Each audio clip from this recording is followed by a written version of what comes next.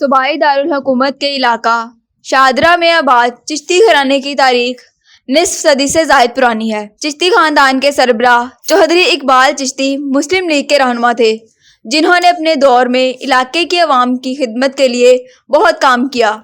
1962 میں ان کی وفات کے بعد ان کے بیٹے یورپ منتقل ہو گئے۔ ان کے بیٹوں میں سہیل اقبال چشتی اپنی عمر کا آدھا حصہ جرمن بسر کرنے کے بعد واپس پاکستان آ گئے اور شادرہ چشتی ہاؤس سکونت اختیار کرنے کے بعد عوامی خدمت میں مصروف ہو گئے۔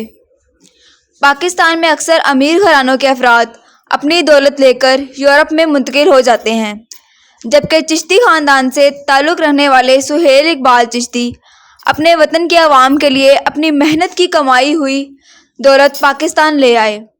ناظرین، سہیل اقبال چشتی کا کہنا ہے کہ میں نے اپنی ساری زندگی محنت کی، اب میرا جینا مرنا پاکستان میں ہوگا۔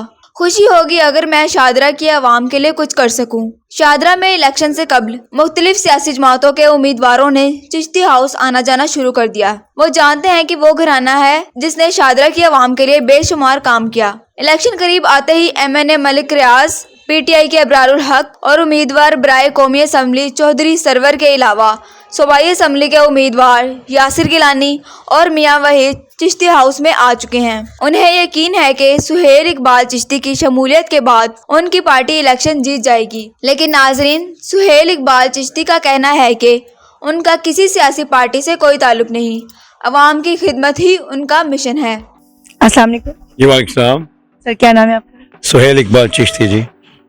سہیل صاحب، آپ نے یہ جو تقریب رکھا ہے کس سلسلے میں رکھا؟ الحمدللہ میں اللہ کا بڑا شکر ادا کرتا ہوں کہ میرے والد صاحب کی آج مور دین 50 ایئرس ٹائم گزر گیا، ان کی اللہ کو پیارے ہوئے، آج انہی کی یاد میں اینول امبرسری کرتے ہیں ان کی۔ آج اثر کے ٹائم پہ ہمارا تھا یہاں قرآن خوانی کا تھا، وہ اہتمام تھا کافی دعا کے لیے، ماشاءاللہ ہم نے ان کے لیے کی۔ اس کے بعد یہ عشاء کے بعد ہمارا پھر محفل سماع تھا تھوڑا سا، تو اس طرح کہے کہ جس طرح ہو سکے کہ میرے والدین کو ان کی روح کا سوال پہنچ سکے۔ کیا ہر سال برسی ان کی اسی طرح منائی جاتی ہے؟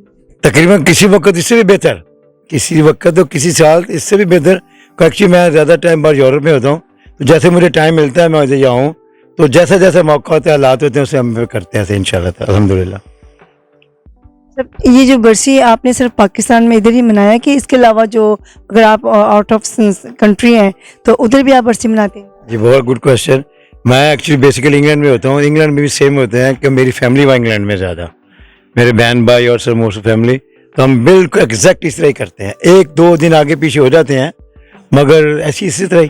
وہاں بھی کافی پاکستانی کمیونٹی ہے الحمدللہ، وہاں بھی مذہب کا بڑا پرچار ہے، اسی طرح ہی کرتے ہیں الحمدللہ۔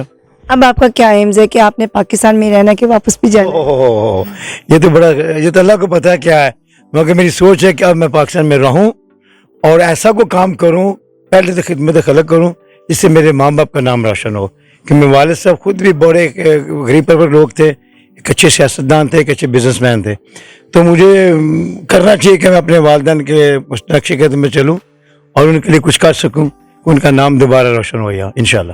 آپ نے اب تک کیا کیا اپنے والدین یہ کہ برسی کے علاوہ، اس کے علاوہ کیا کیا کیا آپ نے عوام کی خدمت کے لیے؟ میں کافی چیزیں جو سے نہیں بول سکتا کہ یہ کیسا کام ہوتا ہے، اور اللہ تعالیٰ نے فرمایا کہ کچھ چیزیں آپ اس کو بول سکتے ہیں، بات کر سکتے ہیں کہ دوسرے کو بھی اس کا شوق ہو اور وہ بھی آپ کو دیکھ کے کوئی اچھا کام کرے۔ ہمارے سے بہت کام ہے، کرونا میں اسپیشلی جب کرونا لاک ڈاؤن تھا تو اس وقت الحمدللہ ہم نے مور دین 1000 فیملیز کو راشن ڈسٹریبیوٹ کیا تھا گھر گھر جا کے الحمدللہ۔ پھر اگر کوئی زلزلے کا مسئلہ تھا وہاں بڑا کام ہم نے کیا، سیلاب سیون شریف میں سندھ میں جا کے ہم کام کیا الحمدللہ۔ یہ پانی کے پلانٹ لگائے ہیں صاف پانی کے، اور آگے بھی سوچ رہا ہوں میں کہ کچھ کروں۔ بڑی چیز یہ ہے کہ میری کوئی فاؤنڈیشن نہیں ہے، کوئی NGOs نہیں ہے، کوئی فنڈ ریزنگ نہیں ہے، میں کبھی کسی سے پیسے نہیں لیتا، جو اللہ کی عطا ہے اس میں جو مجھے وہ دیتا ہے میں اسے خرچ کرتا ہوں الحمدللہ، اور کرتا رہوں گا۔